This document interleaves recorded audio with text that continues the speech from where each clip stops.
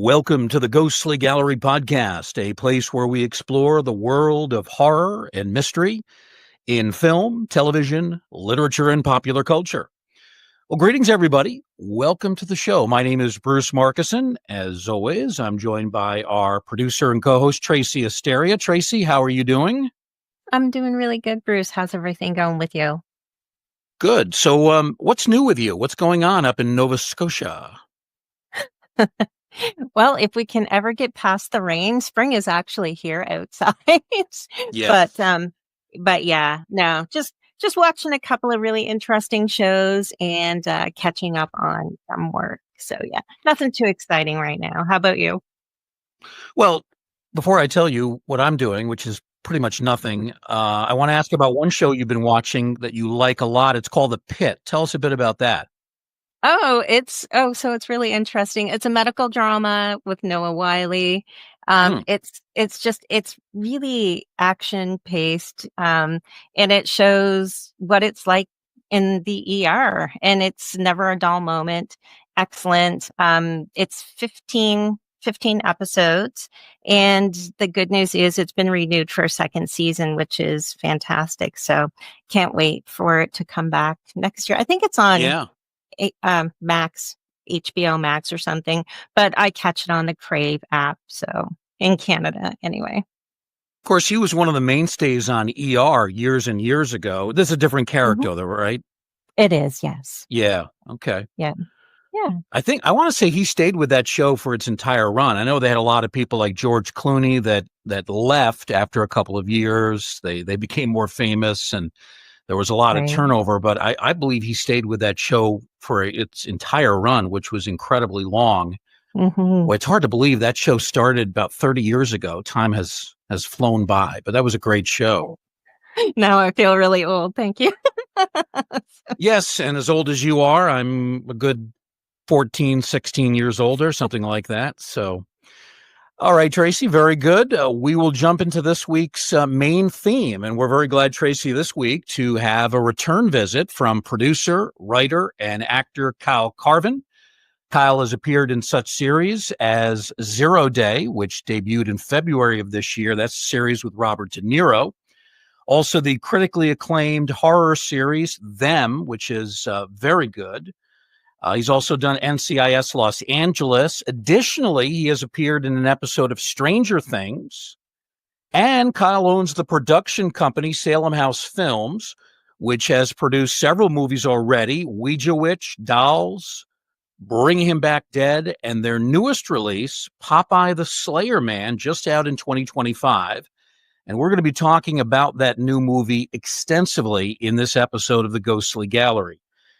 And as if all that is not good enough, as an added bonus, Cuyle is from my neck of the woods. He hails from nearby Oneonta, New York, 22 miles from where I live in the Cooperstown, Hartwick region. Cuyle, welcome back to the Ghostly Gallery. How have you been?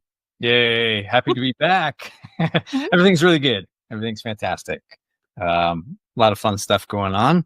And, funny enough, I'm thinking of, looks like next year I may be moving back to Oneonta. So back to Really? Yeah, I'm thinking about relocating back home. Yeah. Yeah. You're in Atlanta now, right? I'm in Atlanta now. Yeah. And I've been here since, 8 years, which is, that's the longest I think I've been in one place since I left home.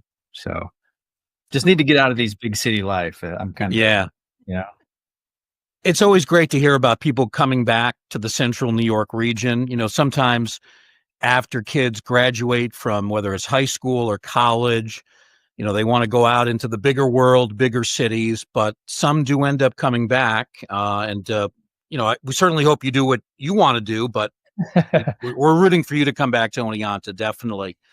Yeah. So, Cuyle, the timing of your new film, Popeye The Slayer Man, is very interesting. It has a lot to do with the public domain laws. And for those who might not be aware of exactly how these work, and I'm probably one of those people, explain exactly why it is that you planned this film for release in 2025. How does it all work together?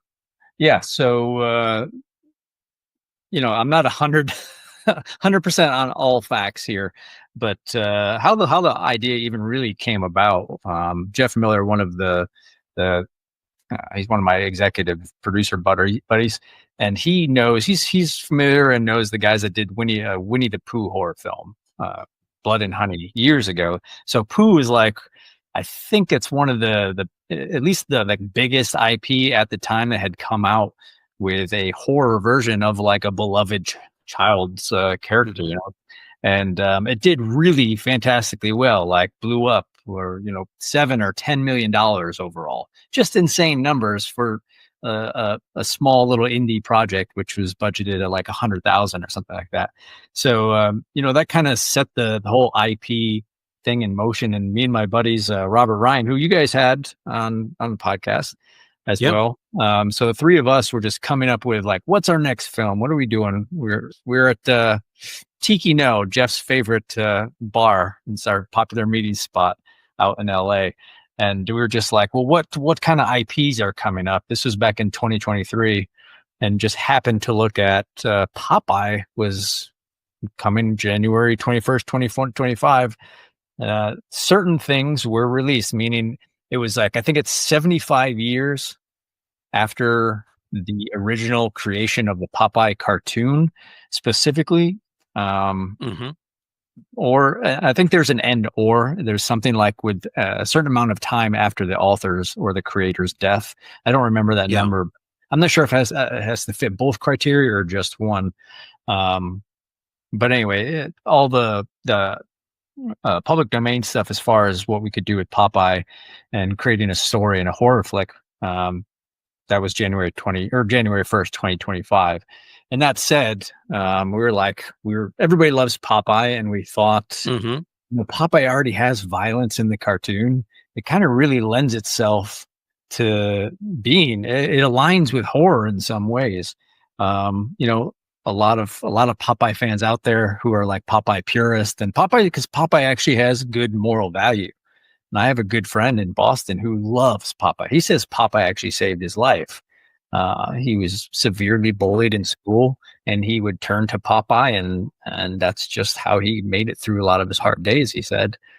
So it's like we got a lot of criticism for turning like a hero to some into like a what they thought would be a serial killer. But that's how it all, like at the very basic, came out. But there was, I think we'll get into it. There were certain things we couldn't cover in the movie because they're actually not all of Popeye was hit public domain, only certain aspects of it.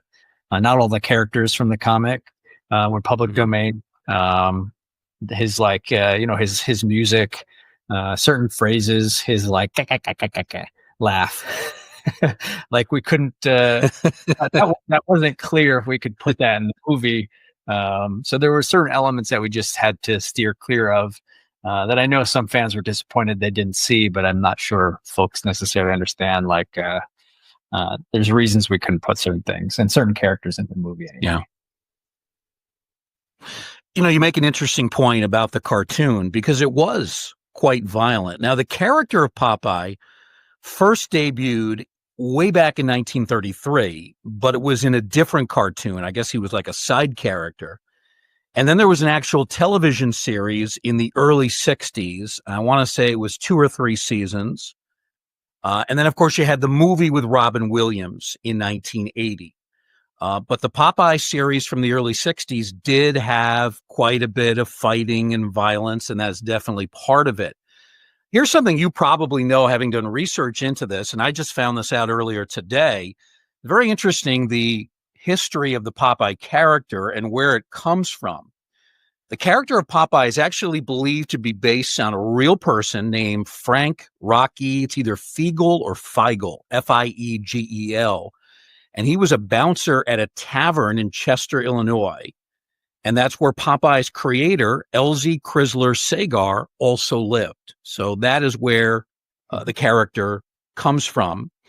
And again, it started in 1933, but became a regular series in the 1960s. Then it aired in syndication. I watched it in the 70s quite a bit. So that's some of the background there, Kyle. Without giving away too much of the story, can you give us kind of the basic plot of what happens in your film? Yeah, we can hop into as much of the plot as now that it's released. It's totally up to you how much you want to dive into spoilers and stuff. But basically at the heart of the story is we wanted to incorporate things that we could that are integral to the Popeye character. So that's spinach. Everybody knows of spinach when we're talking Popeye. So like, first of all, just thinking how could we integrate spinach, and while also keeping in mind that we didn't just want to turn Popeye into a straight up serial killer. He's not Jason Voorhees. He's not Michael Myers. He's not just out for blood. So we were trying to think of how can we kind of change it up so it's not just the typical straightforward just hack 'em up slasher. So we came up with a story of he's basically in an abandoned factory, abandoned spinach canning factory, and it's been vacant for decades. And there's a group of college kids in the town who want to see this local lore, this local urban legend of the Sailor Man that supposedly haunts this abandoned spinach canning factory. So they go down to check out if maybe Popeye's there, and that's kind of what sets the story off. Yeah, and then all sorts of mayhem comes after that. We won't give away too much, but it is very creatively done. I have to give you guys credit for doing that. Also, Kyle, in watching the movie, I was really struck by a couple of things: the music, also the atmosphere, and the backdrop that you guys used, which I thought were both excellent. Where exactly was this filmed? I believe it's in Oneonta, but more specifically, what factory was this done at? Yeah, that was down at Lutz. It's a Lutz feed mill. So it's where, it's an active factory in Oneonta where they do just feed and grain for farmers or those, feeding different animals. I guess it's like a grain. I don't know exactly what they do, but yeah, it's an operated animal feed factory. And, that was one of the biggest things we were trying to, in coming up with finding this right location, because I know Oneonta has, and then the surrounding areas have some really cool looking, but could certainly purpose as a, abandoned factory, but having something that was also safe, that had, electricity, and heat and, all the necessities that we'd have to take care of other humans. Lutz ended up just being the perfect spot, just the way, as you're saying, it's just the way that it looks, because a lot of that factory, they don't use, it's an enormous factory. And I think they only use maybe half of it. So there's a lot of parts that you can tell when you walk in a room, things haven't been moved off the shelves in who knows how long, decades maybe. So there's just certain parts of the factory that just look like they have been abandoned. And being that it's a feed mill, there's like feed dust just covering everything. And no disrespect, I think they probably have like a cleaner. They try to do like the main spots, the main working areas clean, but outside of that, like it's very used. It's very worn in, and it just looks like something that's been abandoned. So it ended up just being absolutely perfect. And it is an operating factory. So they show up about 4 or 5 in the morning, and then they work until about 5 p.m. So we had to shoot overnight. And, basically when they were leaving for work, we were getting in, and then we'd have to get out before they showed up for work in the morning. So you're working like what, 6 p.m. till 6 a.m. night after night? Yeah, it was, in theory, that was like how it was scheduled, but most of the time we'd film from around 6 or 7 until 3 or 4. And there were a few occasions where they'd come in earlier. I know one night they came in, the first workers came in at about 3:30 a.m. So it was, we had to, and once they come on, it's like they didn't mind us being in there filming, even if they were there. But it was just, they start flipping switches, factory, noises turn on and all that. So obviously that's not conducive to to the sound guy for filming. But yeah, it just worked out so perfectly though. When you first approached them about doing the filming there, and said, "Hey, yeah, we want to do a horror movie in your factory," what was their initial reaction? They were excited. I mean, right off the bat, he was excited and wanted to see it happen. So there was never. It was almost like just, hey, this is what we want to do, and then okay, shake of hands, and we were in. So, and then they had a special community screening for a premiere, and a lot of the folks, a lot of the workers down at Lutz ended up coming, and I'm sure it was so cool for them just to see like their workplace turned into like, because there's so much like blood and there's so a lot of cool kill scenes that in all the familiar places that they work every day. Yeah, that was very nice. You had a good sense of cooperation there. You mentioned your friend and associate, Robert Michael Ryan. He's the guy who directed the film. Now, were you on site for the entire filming process? You're one of the screenwriters, and obviously you're the head of Salem House Films. So were you there on the set at the factory day after day? I was not there every day. I was there, I think 3 days total out of I think we shot 12 at the factory or 11 at the factory. And then one day we shot actually up in Cooperstown. And I was actually filming the Netflix show, the 0 Day show. So a lot of the schedule conflicted. So I was there. I think I was there about 3 days. I was there for the first 2 days and then a day or two in between. Yeah. Which scene did you film in Cooperstown? The scene where Terry's character gets killed with the anchor. Oh, okay. We shot that up. I wish I could remember the name of the little boat ramp there. There's a little restaurant there. If you go past like Farmers Museum a little bit. Okay, sure. There's like a little restaurant. I'm not sure of the name of the restaurant, but because we were trying to find something that we could shoot as, obviously a seaside. And that just happened to have a few docks that we could shoot to make it look like it was, on the seaside. So it worked out pretty good there. We were there. That was the last night of filming. We were up there. Yeah. It sounds like Sam Smith's Boatyard is where you were at. Yep. That might be true. Yeah. That might be true. Yeah. Yeah. Which is a great spot to film. Yeah. I'm always curious about this. I hear this about films in past years about rewrites being done during the shoot, during the filming process. Does that actually happen? Is that something that you guys are doing, or do you just stick with the script that you had going in?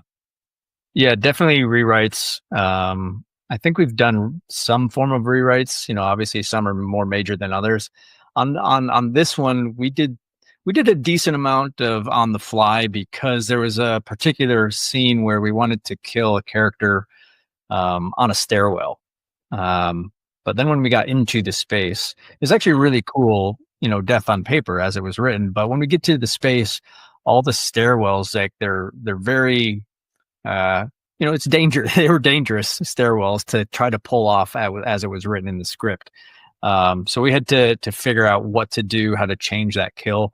And then, there's a sequence of death where two characters kind of die in the same way with the rebar.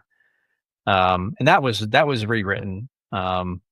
Just the death is the same, but how they get to that point had to be rewritten just because inside the factory, again, the script had a lot of running through catwalks and certain heights. And it's like, how do you do this while also keeping in mind safety? I always say safety third, but everybody else is like, no, safety first. But so there's always rewrites just to try to figure out. And it's usually caused by the space once you get into the space and kind of see the limitations of what you're working with. And I know we had, it's not Popeye related, but our very first film that we all did together was Dolls back in, I think it was 2018 maybe. And we had hired a doll maker because we wanted these 3 creepy dolls. And they were supposed to be, we needed them to be animated. We needed to, they needed to be able to move. So we hired this guy, 3 months out. And, we should have known better as a big major lesson we learned. But, 2 months, hey, we're just looking for an update. It's like, yeah, it's coming along. A month, it's coming along. Here's a picture of one. Fast forward, long story short, we're 24 hours from filming and we have $0 from this guy. And the first day, we need the dolls. It's a movie about dolls. So we ended up just taking what he had, which was an incomplete doll that was made of cement, which was strange choice because we didn't know that was going to be a thing, which couldn't move. So we found, went to Walmart and just got a doll off the shelf. And then we happened to have a doll from an older short horror film. And we just had the Art Deco, like make them, creepify them, if you will. But that was and we had to do a lot of major rewrites on that just because now we have dolls that are just, plastic dolls. They can't move. So it's like, there was like a 10-page rewrite on set. So that just really hurt the whole film. Yeah, unfortunately. Mm. Oh my goodness. Dolls are creepy to begin with. That's true. I think thankfully dolls are just creepy in general. So that's Oh my gosh, but a 10-page rewrite. Wow, that would have been, a little bit of a it's nuts. It was the last 10 pages is the whole ending of the film that had to be changed. So oh my stars. Oh. So about your new film, what did you find was the most enjoyable part of being on a set like that? Because I want to say that I really enjoyed the movie. I thought it was fantastic. And I really liked the factory. It was really super creepy. Yeah. Right. Yeah. I think, the filming process in general is always the funnest part. Mm-hmm. But specifically the kill scenes are always very fun to do, figuring out, especially because, we tried to go practical effects. We went practical effects with 98% of anything you see on the screen. Mm-hmm. Doing the practical effects is just so fun. Just seeing things like there's a guy that gets a head smashed. And it's just seeing it work out. It's like as soon as you film it, and as soon as you say cut, it's like everybody just laughs because it looks ridiculous on set, and then you watch it back, and it's hilarious. So, and everybody, all the actors were so great on this, and being that this is like our 4th or 5th film together with a lot of the same crew, it's like we all just work really well together. So that certainly helps the enjoyment for all because it can be pretty stressful, and there's a lot of creative minds that have different ideas for a lot of this stuff. So it can be a little bit tense sometimes when you have a bunch of creative minds trying to argue how to pull this off best, or what this should be, what this should look like. But we have such a solid team that it really helps keep the set happy. Oh wow! Do you have a really standout moment, one scene in particular that you absolutely love and you're so glad that it went the way that it went? Well, there's I wasn't there for the filming, but as part of the editing process, there's a scene, and it's a slower scene actually, between two of the main characters, and they're just talking, and it's this really intimate scene basically in this horror filled movie, but there's a scene with these two characters and just the interaction they have. I thought specifically their the camaraderie, the relationship, they really just played it off really well. It's near the end of the movie, and that always sticks. That stuck out watching through the editing process. And actually, I could say that through a lot of their scenes, they just played off each other really well. Mm-hmm. They have this investigation scene where they're in the heart of the factory, and they're discovering, the story of what happened to Popeye, what happened with the factory, why the factory shut down. It's very cute. It's cute between the actors, and I thought that a lot of the interactions are really good with a lot of the characters. Fun relationships by so many folks. A lot of one-liners that I appreciated. With some of the stupid jokes in there. I always appreciate those. Oh my gosh. Yeah. No, I know the scene that you're talking about. That was really nice. I really thought that was really well done. And those two characters, I thought they were really quite special. I think they truly made truly made the movie. I thought they were amazing. Yeah, really So, good. oh, thank you. Yeah. Kyle, I'm curious about putting together a cast for an independent film. And as an independent filmmaker, not just for this movie, but others that you guys have done, how do you find the actors that are going to play in a film like this? Obviously, budget is a consideration. Are you looking for actors in the Northeast? Are you looking for, a certain type of young actor? I imagine that's not an easy part of the process. Talk a little bit about that, if you would. Yeah, casting is always it's one of my favorite creative parts of a film. I love being a part of casting. It's difficult because you kind of go through the Rolodex of people that you know and people that you like, your friends, and that's the people you want to work with, especially and if you worked with them in the past, it's like, and you had a good experience, you know how they are on set, you know what they're bringing, both in talent and then just personality to the set. So it's like you always, initially going through casting, you kind of see like, okay, who do I know that fits these part? And it sounds like, as actors, I know when I was younger in my career from the act, like when I would approach a role and be like, well, I can do that. Like if I see a breakdown for a character, it's like, well, yeah, it's not like me per se, but I'm an actor. I can play these roles. I can act these roles.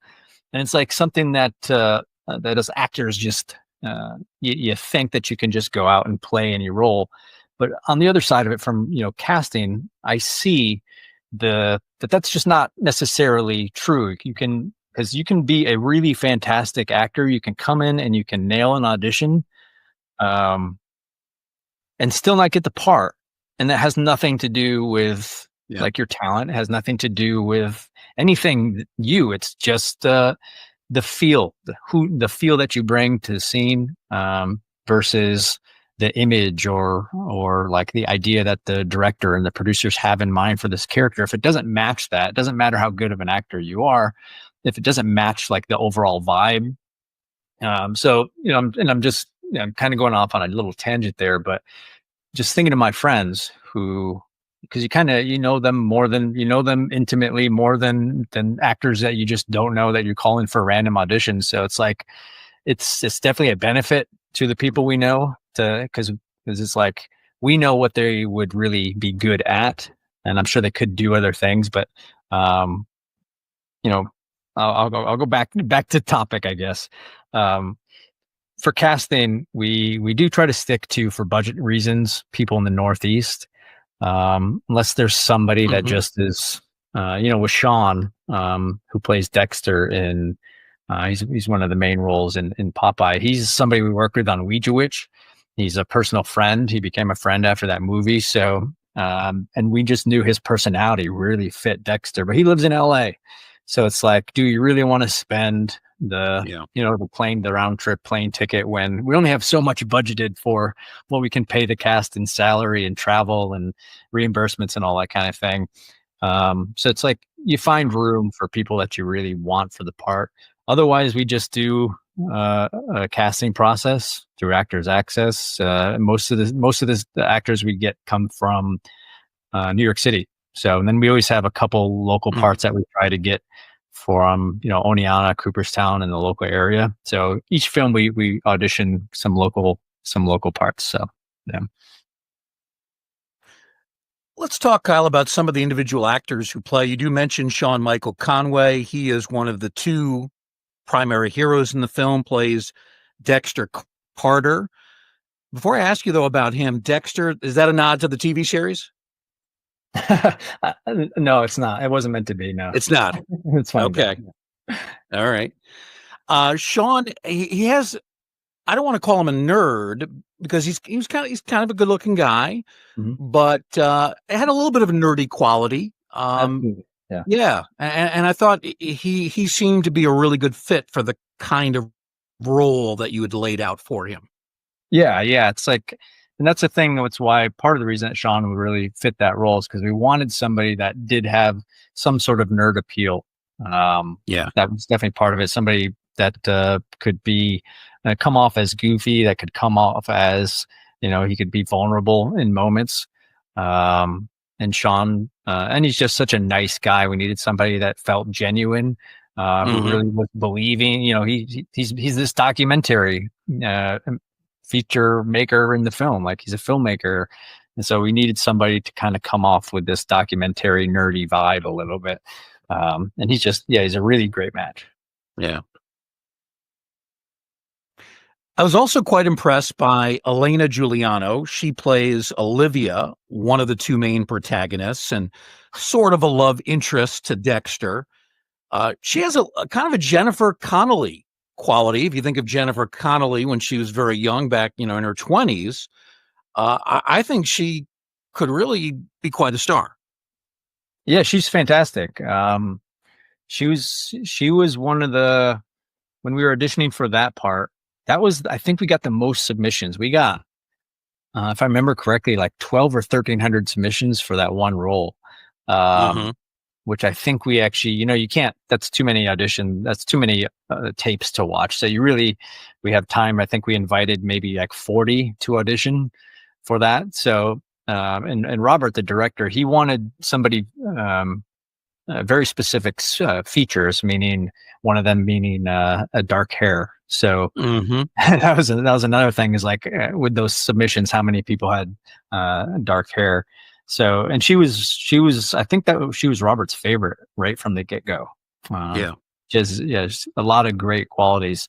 And she also had that, just kind of, again, going back to that, part of casting thing, is she had physical characteristics which are out of anybody else's control.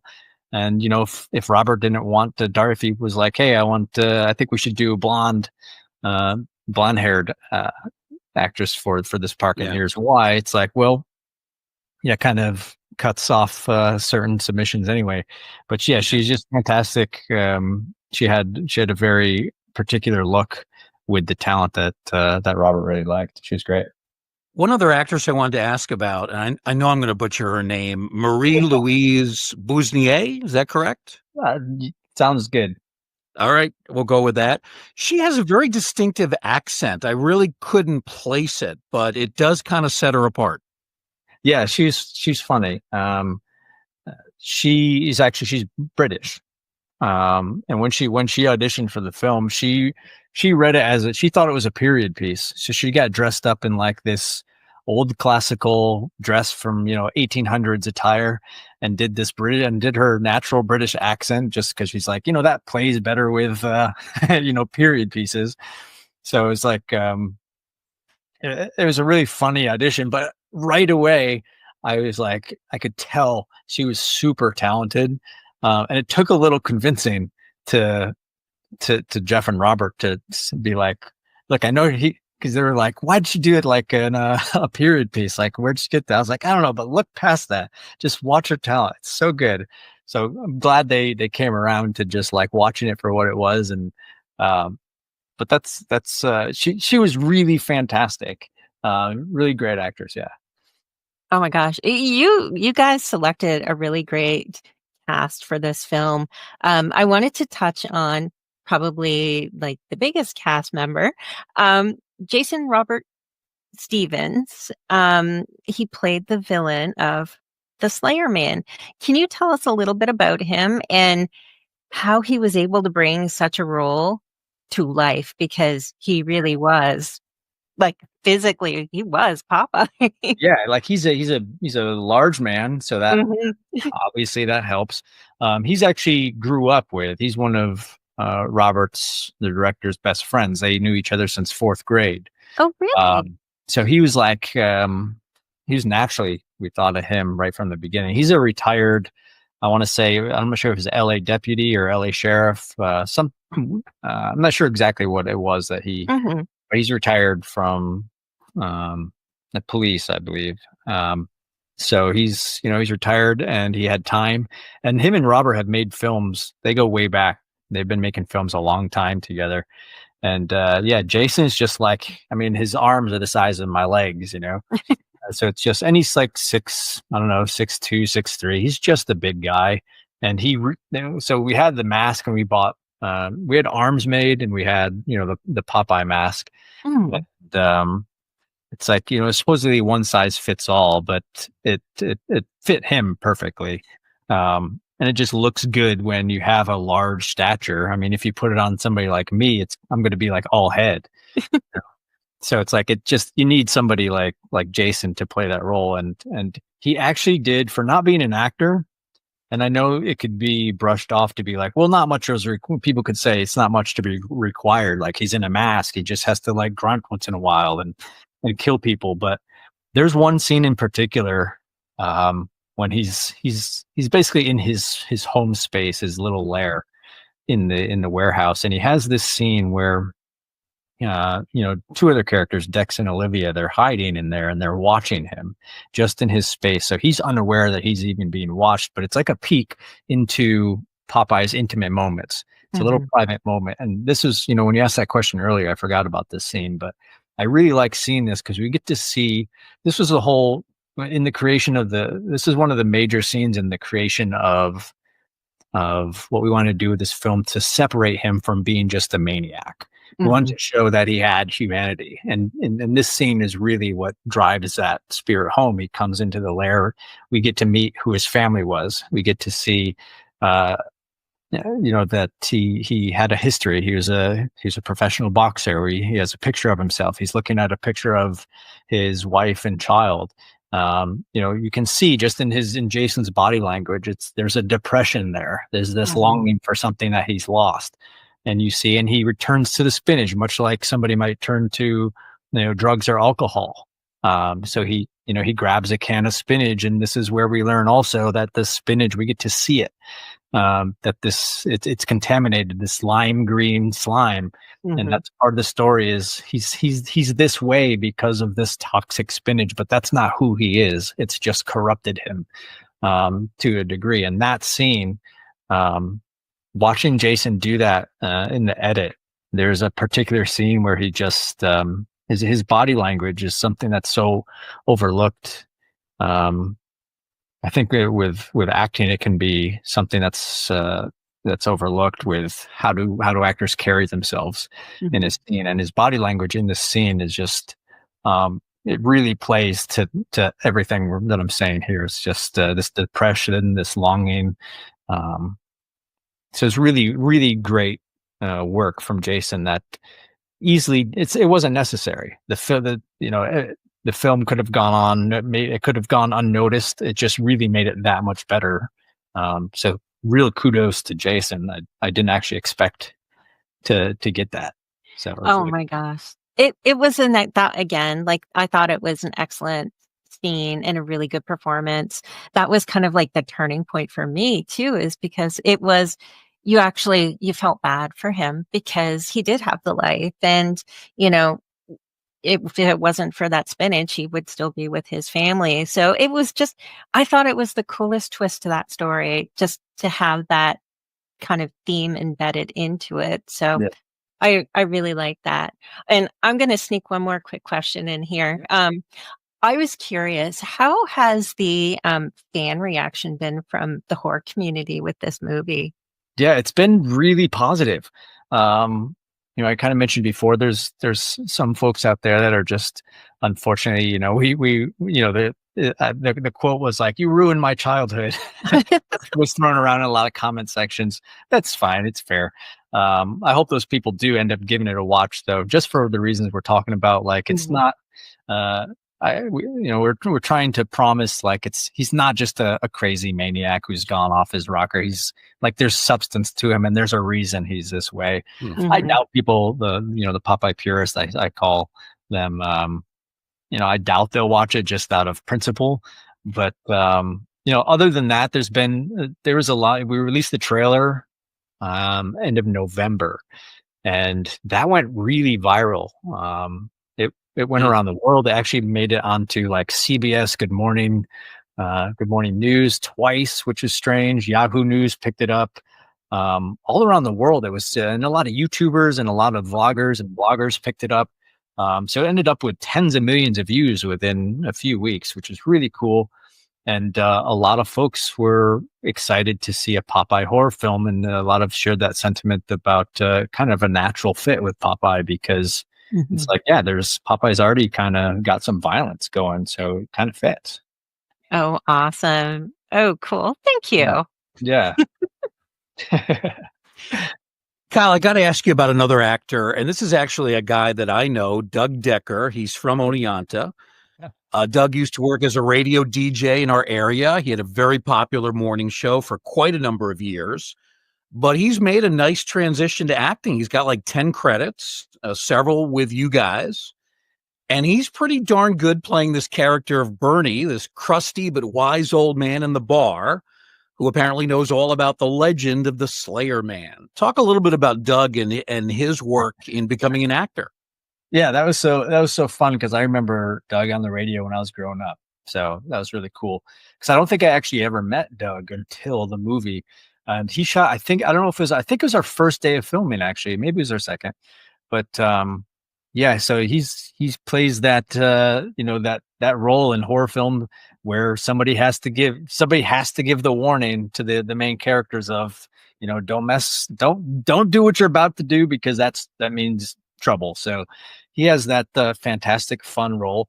And I remember when we were shooting that, and we did it a few times, and he does this grovelly thing with his voice in the scene. And we did a couple takes, and we gave him a couple notes, and we have the camera like slowly pushing in on him as he's delivering this, like, Popeye is real and he'll gut you if you go down to the docks.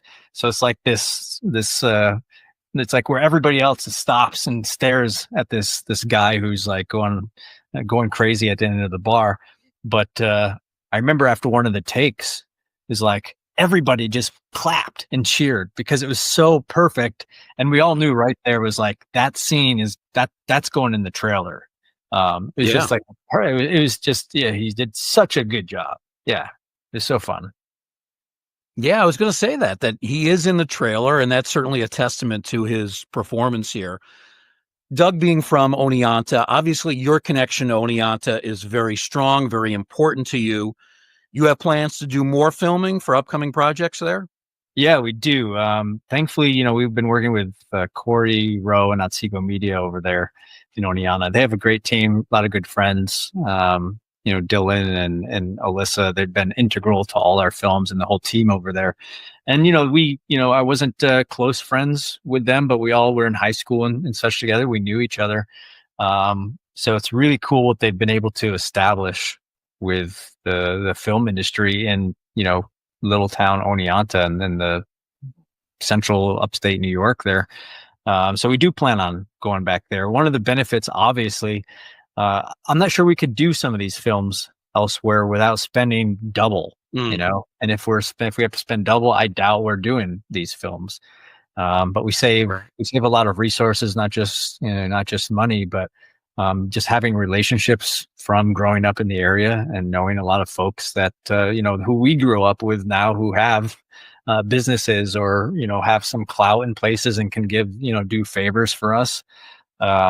So it's like, it really makes these manageable to work in Oneonta. Plus, we have access to anything we really need. Obviously, if we have to go to a dock and seaside, maybe we don't have a seaside, but again, we used Cooperstown, and it cheated Lake Otsego Lake there for the ocean, and nobody's gonna know the difference. So it's like, we just have everything we need. We have a solid team. And like I said, it's just, I don't know if we'd be making these movies because it's like just the amount of money and effort to get like a single permit to shoot at a bar, if in a city else, is just like, that's going to be 10% of the budget right there. So, yeah. Kyle, any specific project in the works? Right now, you're talking about production wise or acting wise? Yeah. Well, either one. Yeah. Either one. Production, we're actually talking a sequel to Popeye now. We're trying to move fast because between now and, we shot the first Popeye movie in April of 2024, and it didn't come out until what was it, March 21st of this year. So it was almost a 12-month process, and that was really rushed. So it's going to take another year from the time we filmed. So we know time is of the essence, because between now and whenever if we're going to release a second Popeye movie, there's going to be a handful of other IP movies out, between like, Mickey Mouse or Steamboat Willie or Peter Pan. Like, there's a bunch of really high profile IP that are hitting public domain now. So just like Marvel, there might be some sort of fatigue in the next year and a half. So I don't know if that will necessarily hurt or not a second Popeye movie, but we certainly left the first movie open to another Popeye, and we had a good time filming it, and we have a story that we think we could do. So if we're going to do that, all to say is we're looking at September, so we can get this released by next spring. So yeah. Yeah, the way you ended the film, there has to be a sequel. You've got to do it. Yeah. I know. It's like we have a lot of ideas, and it's like trying to navigate that line of trying not to complicate it, while also considering that we don't want to just do, kind of like with the first film, we don't want to just have a straight slasher film. Like, we need to have substance here.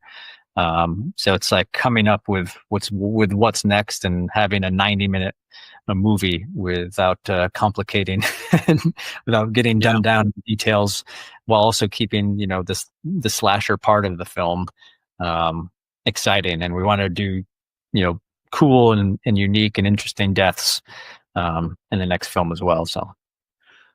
And also, Kyle, one of the attractive parts of filming in Central New York, whether it's Oneonta, Cooperstown, whatever city it might be around here, you've got all this Gothic architecture, this Victorian architecture, Victorian settings.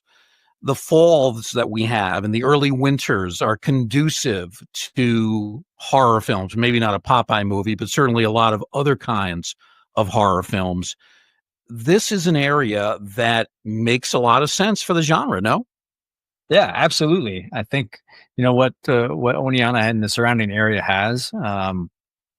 There's a lot of space that makes it feel. It kind of reminds me of like the Halloween movies, where it takes place in kind of every neighborhood USA. There's just something familiar about it.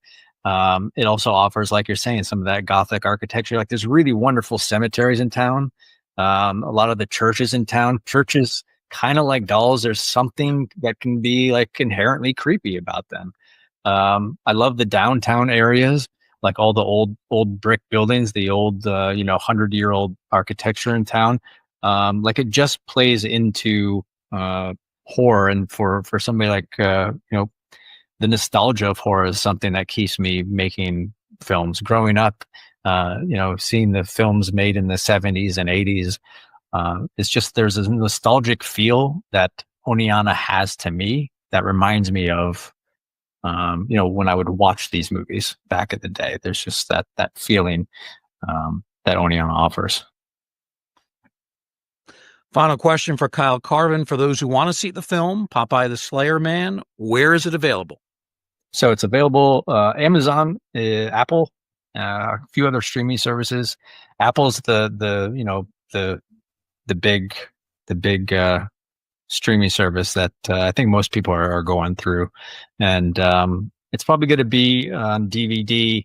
I don't have a hard release date, but that's going to be in June or July this year. So there'll be a DVD and Blu-ray release as well.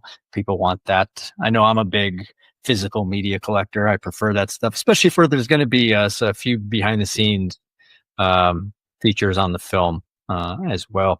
So I think Amazon's your best bet, and then DVD physical release is going to be early summer, I believe. Very good. Our guest has been Cuyle Carvin. Kyle is the head of Salem House Films. We've been talking about the new release from Salem House, Popeye the Slayer Man, directed by Robert Michael Ryan. Cuyle Carvin can also be seen in a number of acting roles. We mentioned earlier things like 0 Day, Them, NCIS Los Angeles, did an episode of Stranger Things. Lots of good stuff coming from Cuyle Carvin. As always, Kyle, pleasure to have you on. We really appreciate it. Best of luck with promoting the film. Yeah, thank you so much for having me. I love talking to you guys. So let's do it again anytime. Appreciate you. Absolutely. Absolutely. We thank you, Kyle. We'll take a short break. Tracy and I will come back to put a wrap on this week's edition of the Ghostly Gallery.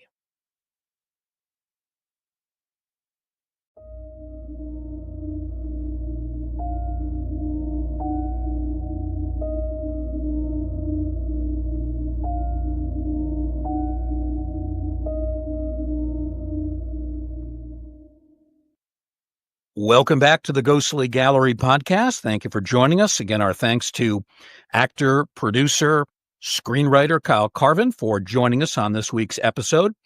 Tracy will wrap things up with just a short segment here, talking a little bit about some of the new features we have at our YouTube channel. You came up with a great idea to start YouTube Shorts. Tell us a little bit more about that, if you would. Yeah. So on Mondays and Wednesdays, the Ghostly Gallery podcast YouTube channel releases a YouTube short. It's roughly about 2 minutes long, 2.5 minutes, and it's called This Week in Horror. And every week there will be like a mini movie review, maybe an actor profile. There's going to be all kinds of really good things. And it just takes 2 minutes. You'll see it. You'll get a notification if you subscribe to the YouTube channel. And you just watch it. It's got a beautiful graphic at the front, and Bruce's lovely voice will narrate it. So it's really interesting, and you're always going to learn something brand new. And we're going to have you narrate some as well. I just sprung that on you, but I think that would be only fair and a good thing to do. Our first 2 YouTube shorts that you put together for us, one is for the movie Pet Sematary, classic Stephen King. And the other is for the movie that Josh Hitchens, one of our frequent guests, absolutely loves, werewolf film The Beast Must Die from 1974. So we started out with those 2, but we'll have some new ones coming out each week. So something additional to look forward to, our YouTube channel, the Ghostly Gallery podcast. And we also have an IMDb page. We've talked a little bit about that in the past, but not too much. So Tracy has put together an IMDb page listing our episodes, giving a little bit of a summary of what the show is about, profiles of us. I think we still have to get our photos up on that page. I'll have to work on that, but it's always excited to be included on IMDb. I don't have quite as many credits as Boris Karloff or Bela Lugosi or John Carradine, but hey, we got to start somewhere, right? That's right. We'll be working on that for sure. Yeah. So exciting stuff, both at the IMDb page and at our YouTube channel for the Ghostly Gallery podcast. Stay on the lookout for those YouTube shorts. Tracy, as always, it's been fun. Thanks for helping us out this week.